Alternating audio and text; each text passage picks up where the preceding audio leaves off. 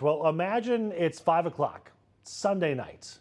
Just thinking about that. Does it kind of give you the heebie-jeebies? Heebie-jeebies, I can't even speak. The heebie-jeebies as you dread starting to go back to work for the start of the work week? Well, you are not alone. The feeling is called the Sunday scaries. It's actually impacting the job market, especially when it comes to younger people. According to a new report from resume.io, about 1 in 5 Gen Z workers say they actually quit their job over the Sunday scaries. 46% said they have considered it. Across the larger workforce, 1 in 7 say they experience Sunday anxiety, and nearly 12% have quit a job over it. The top contributors to the Sunday scaries include workload and deadlines, burnout and exhaustion, and unrealistic expectations. Well, joining me now to talk about this is Michael Ryan, a finance expert and the founder of MichaelRyanMoney.com.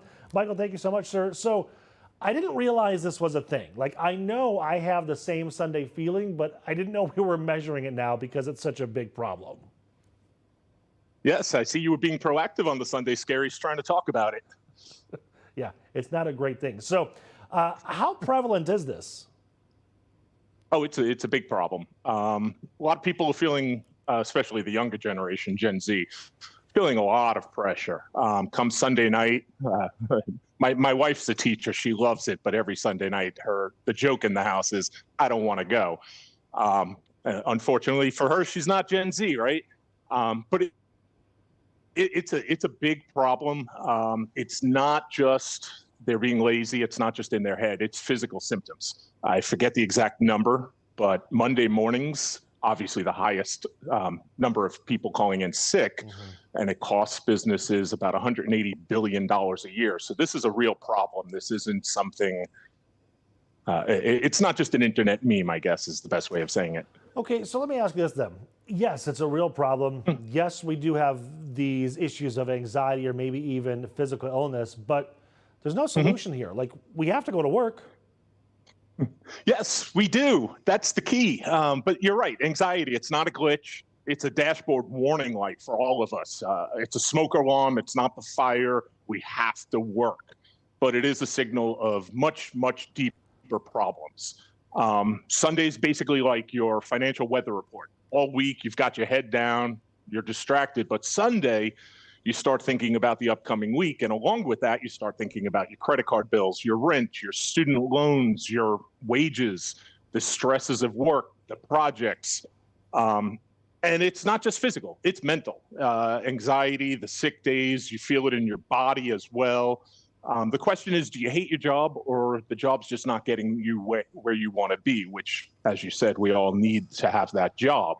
Right, which there's lots of different ways. Because then you've got, we're looking at the numbers here. I think it's 46% have considered quitting. Some actually do quit their jobs. But then wouldn't that lead to more anxiety, more problems when I can't pay the bills?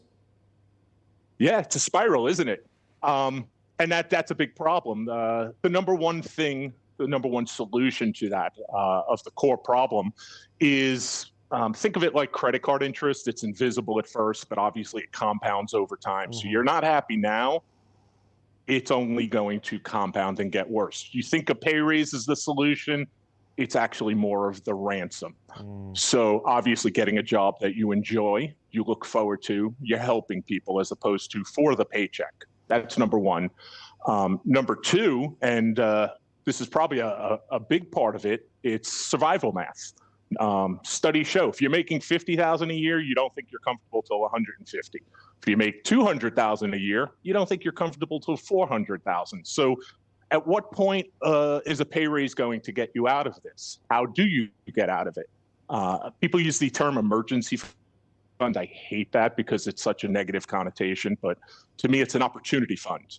Putting, even if it's $25 a week, whatever you can, as that accumulates, you start to break out of that being forced, whether you're saving for a job, whether you're saving for a new home, or you wish you can get out of your job. If you have a month or two of savings, you might feel a little bit less trapped at that job.